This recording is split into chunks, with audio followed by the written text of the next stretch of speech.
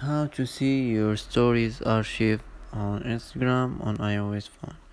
Hello guys, in today's video I'm gonna show you how to see your stories archive on your account on Instagram on iOS phone. As you see here, you go here on your profile icon, click on it, and now click here like this, and now you will see archive. Click on it, and as you see here you can see your stories archive, and also if you click here you will see posts archive and live archive. And that's how to see your stories archive.